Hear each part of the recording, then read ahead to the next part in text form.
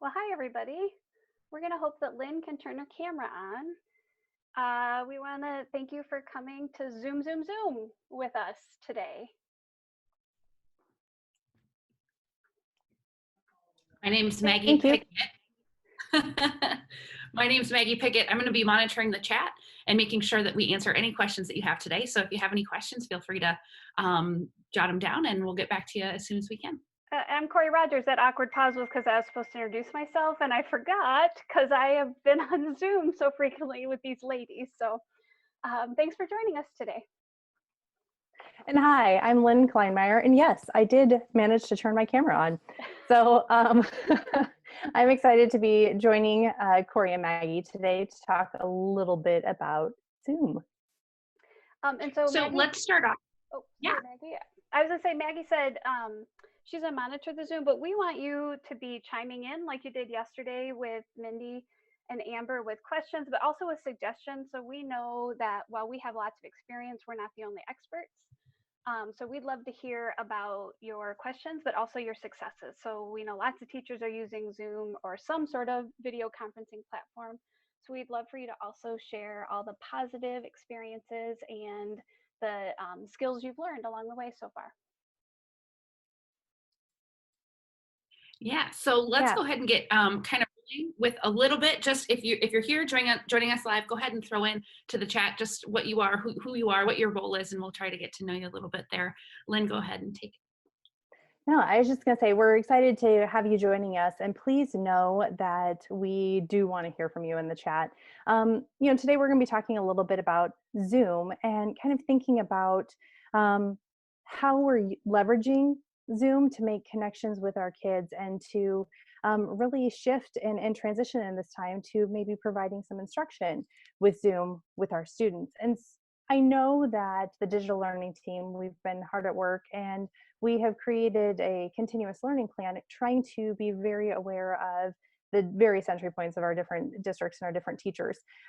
So I do want to kind of lay the foundation and put some caveats into some of our conversations today. Because we're really talking about a couple different entry points for this conversation.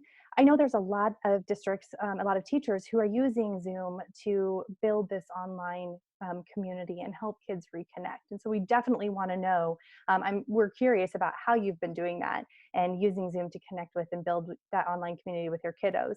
And then we're also kind of hearing with that voluntary plan or required plan, a lot of districts are now choosing to use Zoom as a way to not only connect for the community purposes, that emotional and social connection, but also starting to kind of pivot a little bit towards that academic side of things. So really, that's kind of what we're going to be talking about today, as opposed to talking about the platform itself. We kind of made that choice not to talk specifically about and like give a demonstration, a tutorial of Zoom, because little known fact, when you are doing a Zoom and trying to demonstrate Zoom, some of your features disappear. And so it won't appear the exact same way as it would if you were in an actual Zoom conversation. And the other piece to this too, knowing that Zoom, there are some pieces to it that you'll have to kind of set up behind the scenes. And so we didn't want to go into a full demonstration of all of the different pieces, wanting to provide you with some resources. And so as part of that, we're really going to focus today and talking about how to use Zoom in a way that's going to really enhance those connections and really help you with the instruction. But we did create a landing page for you so that all of these things that we are talking about, you do have the scaffolding and support built in to learn how to use some of these features if you need that tutorial piece. Some of the other things I do want to just kind of establish, I know that there are quite a few districts who have had conversations about the student privacy and the settings and things like that. Please know that those are part of the resource that we have provided for you. As districts have gone through and established, if you are going to be using Zoom as your connection point, there are a lot of features that you can use to enhance that student privacy. But within that too, there's a lot of things that just are best practice. And so we're going to talk a little bit about those things. as we're talking about specific pieces of Zoom, if you haven't seen them on your screen, some of them are features that you have to go in and turn on in the Zoom settings. And so once again, that is something that's going to be provided and supported within that landing page document for you. And so the other thing is too with this conversation, please know that we know that there are other connection platforms that are being used. And so there are some of the pieces of conversation today that we're talking about that are going to be easily moved to other connection platforms. So this is not necessarily just about Zoom. There's a lot of these best practices that it doesn't matter what your connection platform is. These are kind of some things that you can take and apply there. So with that, we're really going to focus today on some tips and tricks for using Zoom to connect and to establish that learning environment for your students. Awesome. We've got a lot of educators joining us today. We've got some folks from the Marian Homeschool. We've got some folks from Iowa City, instructional coaches. We've got some folks from all the way on the other side of the state joining us from an AEA. So we've got a lot of folks joining us today. Welcome. Hopefully the content that we share reflects and is really aligned with the work that you're doing. Great. It's safe social distancing. We get to see our friends from all across Iowa, but stay safe. So I think what's really important to start with, just like you would in your classroom, are routines. So you're making kids feel comfortable without talking about routines and what the expectations are for behavior, just like you would first week of school. So even though I think it's April, I'm pretty sure it's a Tuesday. That you start off with those rules and routines. And so for me as a former middle school teacher, I really like to do that with my kids. So asking them, what is it that we want from each other? How do we want Zoom to work? And what do those expectations look like? And then starting your Zoom off with some sort of nice welcoming image. We did that today. I don't know if everyone was able to see it or not because the Facebook Live stuff's still a little new, but we had a nice welcome greeting so that instead of coming in to seeing mics muted and cameras turned off, that kids come into some sort of a welcome activity. It could be a reminder of the routines and the rules you've set up, or it could be a welcome activity like you would have in your classroom. But making sure that as you get this started, you talk about, do we want people moving around while they're on Zoom? Are we going to mute ourselves when we're not talking? Like just kind of talking about rules and expectations. And Lynn has also shared, which I think is great, that some of the school districts we serve have also shared out expectations for parents so that parents know what to expect when their kids are engaging in a Zoom and can set their own kids up to be successful. And we think that's a really awesome way of doing that. So if you decide as a teacher that you're going to come up with the expectations and share those, or if you develop them together, once it's done, sharing that out with parents and giving them some friendly tips. So, double checking kids can connect ahead of time if they have a quiet space, that the rest of the family knows they're going to be Zooming. So there's no one doing fun things in the background on accident. And then I think the biggest thing I would share is that maybe rule number one is being flexible. So our teams had the pleasure of being on virtual meetings a lot, and we've all given each other lots of grace and given ourselves, hopefully, lots of grace for kids and pets and who knows what else showing up in the background, because that's our new normal. So you don't have the random announcement in the middle or that bell ringing, but we've got other distractions that can happen, and we've just got to plan ahead for that. And as you're establishing those norms, part of that too is helping the kids themselves navigate the platform. Just kind of thinking about how you're going to use some of those features and how they're going to be part of your expectations and how you're going to be using them as a way to kind of engage and to think about how your kids are participating and showing respect for their classmates, or how they're going to be sharing their ideas. And so some of those pieces we are going to talk a little bit about in just a minute, talking about some of those features and the norms, and establishing, for example, how to use the chat feature and when that might be appropriate. Things like Corey already mentioned, the muting mics.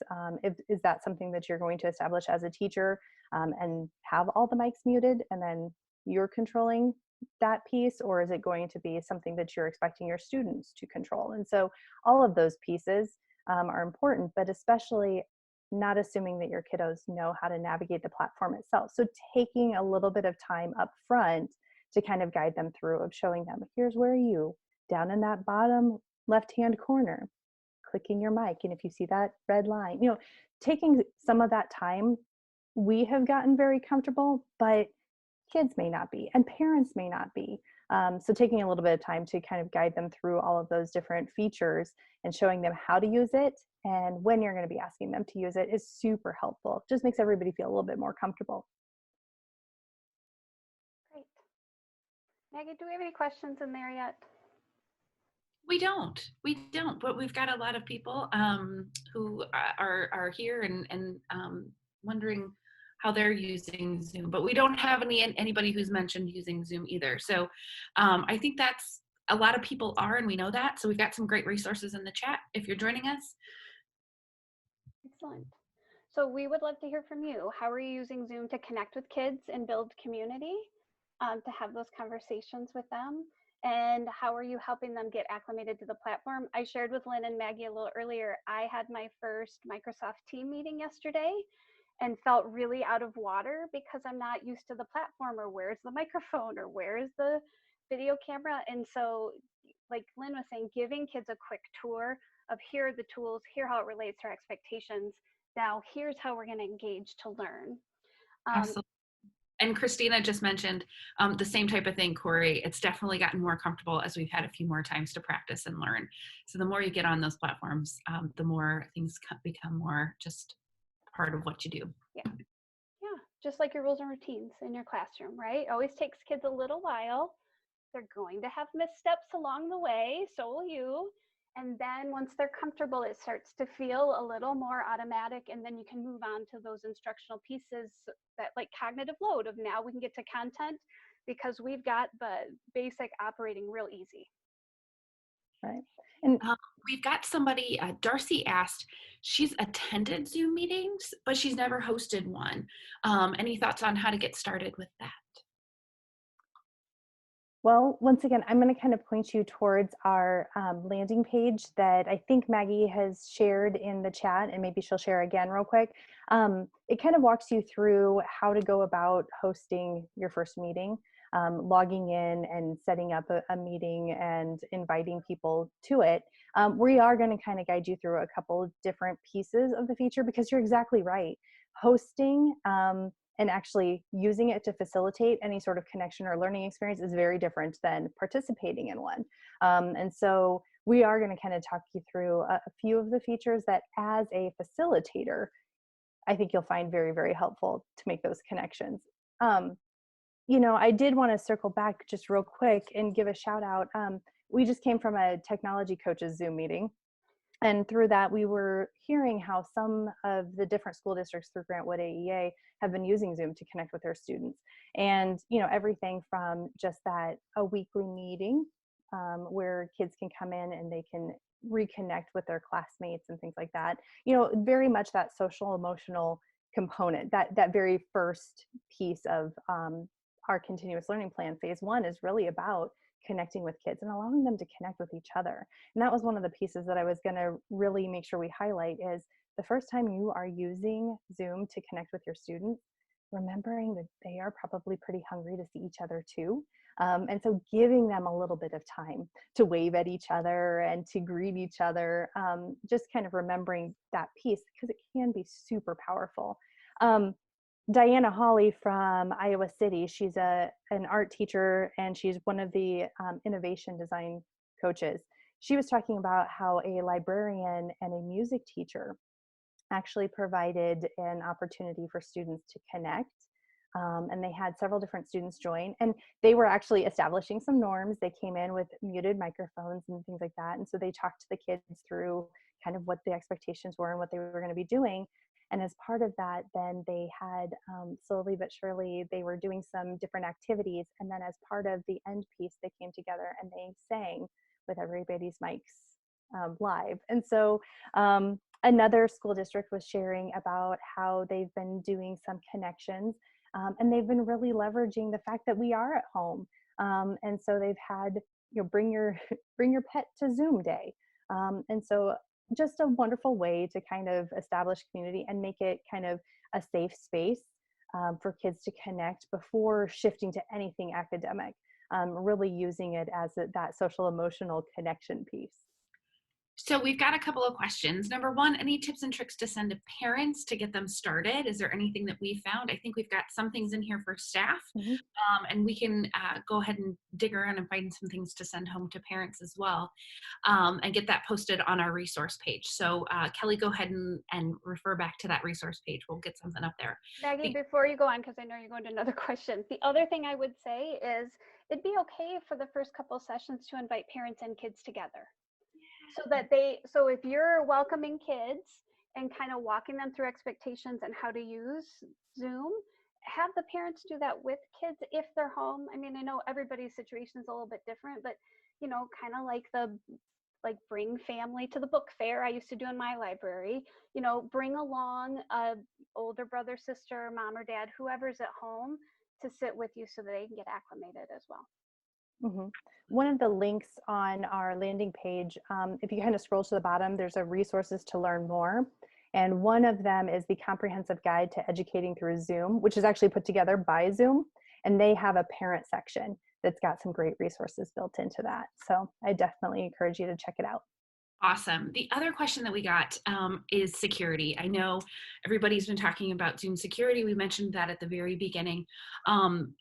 On top of kind of some of the things that we address in our handout, and also some of the things that we've addressed just in the chat today, someone referred to attaching a password to our sessions. And so I think that's another really great way to, especially for those littles, to address some of the safety concerns that parents are most definitely having right now. I saw Christina put that in there. Thank you. I think the other thing that I'm encouraging the districts when I talk to them is don't put your link out there public. So, the Zoom link for the meeting shouldn't probably go on the school website or out on social media where lots of people can find that link. Email that directly to your families so that they've got the direct link. It's a good way to protect yourself. And Lynn and I have had many conversations, but I'll give Lynn lots of credit, is allowing kids to use that virtual background so that they don't have to show what life is like at home if they're uncomfortable with that, is a great way of letting kids have some privacy. In a time when Zoom feels like you're giving up a lot of privacy, whether you're choosing that or not, I think intentions are really good, but I think sometimes when educators require kids to not have that virtual background on, they're requiring kids to tell the world a lot about what their home situation is like when they might not be comfortable with that. And so I think that's another tip that I think is pretty easy, is let kids use that virtual background, and it's okay for it to be fun and silly.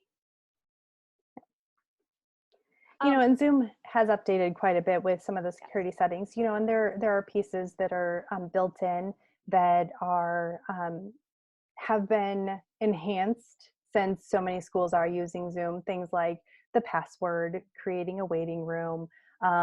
There's quite a few of those different pieces. But even just some of those best practice, those reminders of, sometimes we're super excited and we want to take, pictures and things like that and celebrate, but remembering that this is once again a privacy piece. So, just some of those best practices that we would do in the actual classroom, we would be very aware of, carry over into that virtual world as well. Kelly wants to know, how do you turn on a virtual background? That's a good question. It is in your settings that you can allow that, and then you get to go in and there's a piece in your Zoom window that allows you some virtual backgrounds. Now, I will say the caveat is there are some devices that don't allow for a virtual background. Their processor doesn't quite configure. So if you have added in virtual backgrounds in your settings, again, it's in that document because we can't really show you what that looks like while we're live. But down at the bottom left-hand corner, you've got your microphone, but then you also have a video icon, and there's a little arrow. Now, you'll notice in Zoom, there's lots of little arrows that point up that give you more options, and that's where you can choose a virtual background. My personal favorite is anything library related, but if you Google looking for virtual backgrounds. It'll give you the size of the file that works best. And then we like to suggest websites that honor copyright and acceptable use, like Unsplash has beautiful backdrops. Lynn's been a fan of using those. And then we also can model for kids appropriate use of online resources. Okay, we are really close on time and we haven't even made it to the meet, which is typical of this team, I feel like, or at least of the three of us when we get together. And so once you have people comfortable, clearly we're comfortable with each other, we've got lots of practice with this online, you can move into instruction. So Lynn, do you want to talk about chunking learning, or would you like me to take that? I'm more than happy to. You know, one thing that as you shift Zoom from being that connection piece to really shifting it to be that place to deliver instruction, one of the things to be really mindful of is the amount of time and thinking about how you're going about delivering your content. So being very, very intentional about that delivery and the amount of time that kids are engaging. And one of the resources that I find really fascinating, so the Illinois State Board of Education put together some recommendations in terms of how long engagement time should be for different grade levels. And so that's definitely something that I would encourage you to consider, because I know that there's quite a few different grade level bands being represented here. And so thinking about shorter connection times and providing opportunities for kids to process. And so that's definitely something that I would think about, instead of taking what was once perhaps a 60-minute lecture and just transferring that to Zoom as a platform, being very mindful of how you are going about delivering the content in a way that chunks it so that kids have a chance to engage, and process, and demonstrate.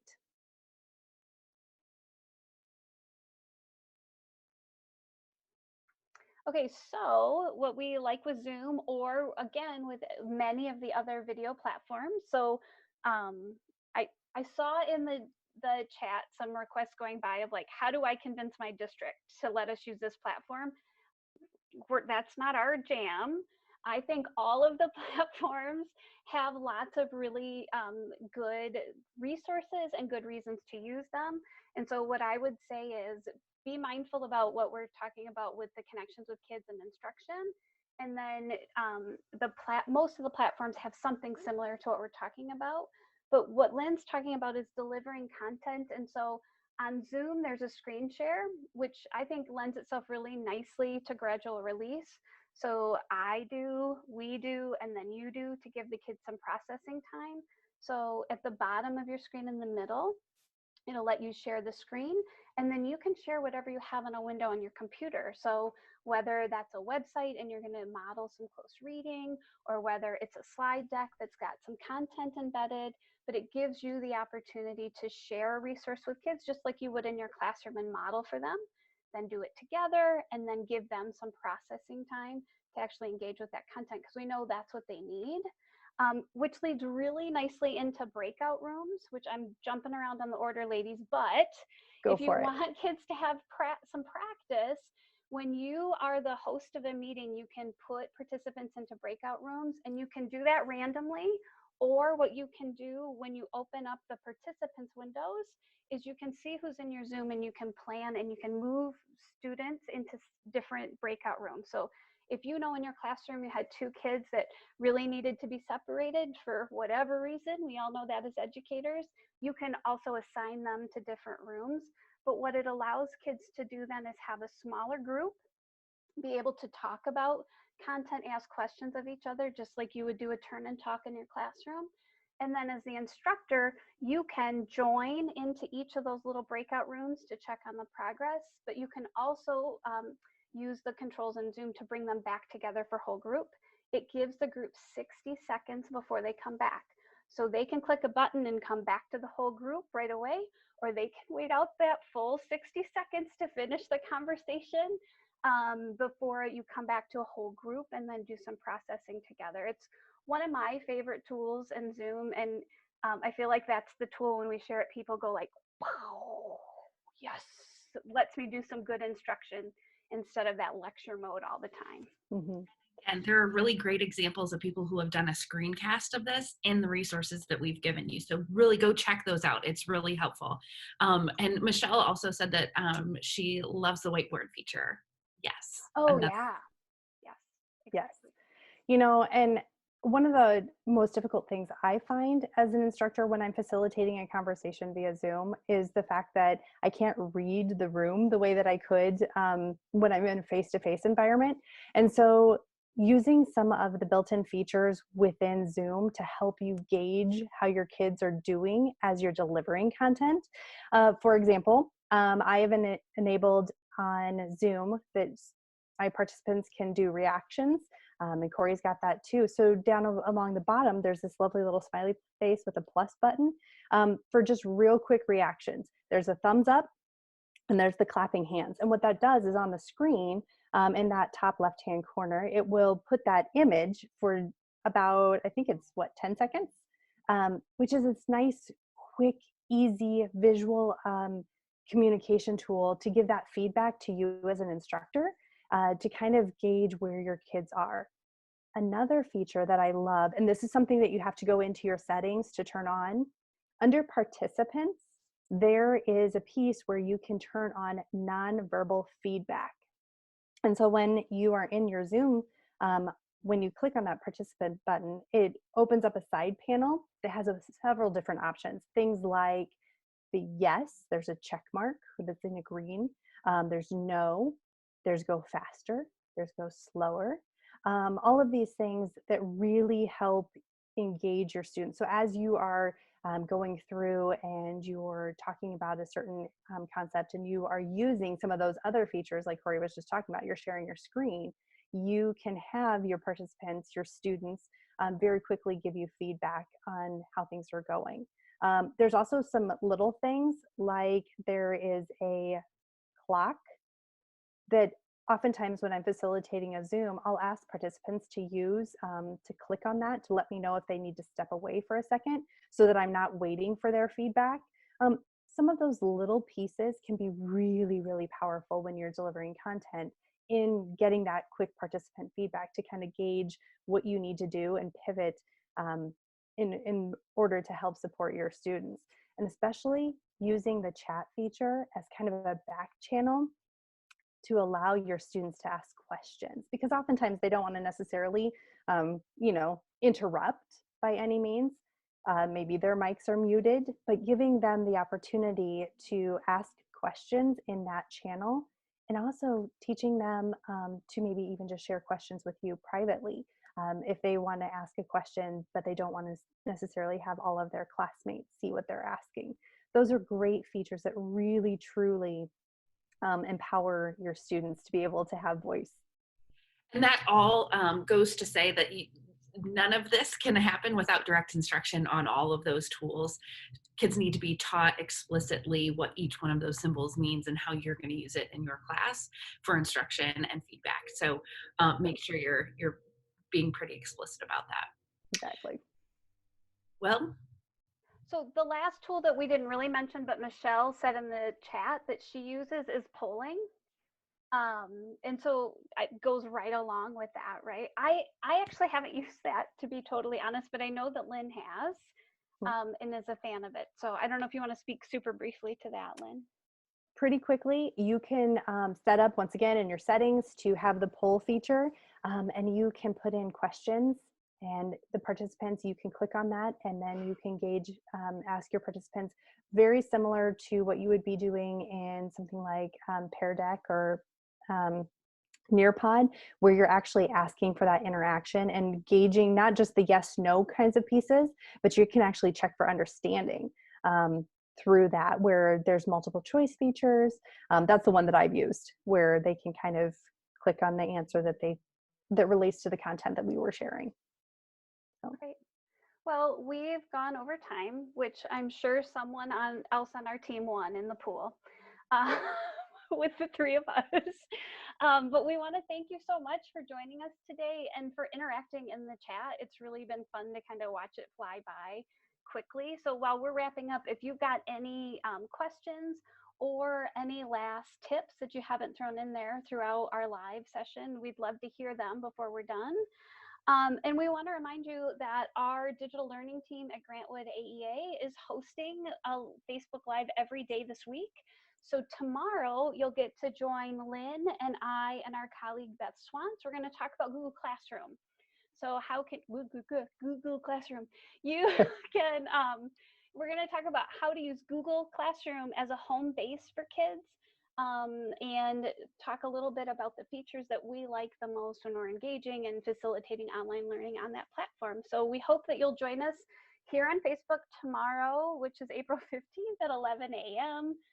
For that Facebook Live. And if you've got questions ahead of time, feel free to reach out to us on our website. It's www.dlgwaea.org. And all of those links are in the chat box right now. Feel free to dig into any of those resources, and our schedule for our outreach this week is also there. Awesome. Well, thanks everybody. We hope that you are successfully zooming, and feel free to reach out to us if you would like questions or some support. That's what we're here for. Until next time. Yeah, until tomorrow.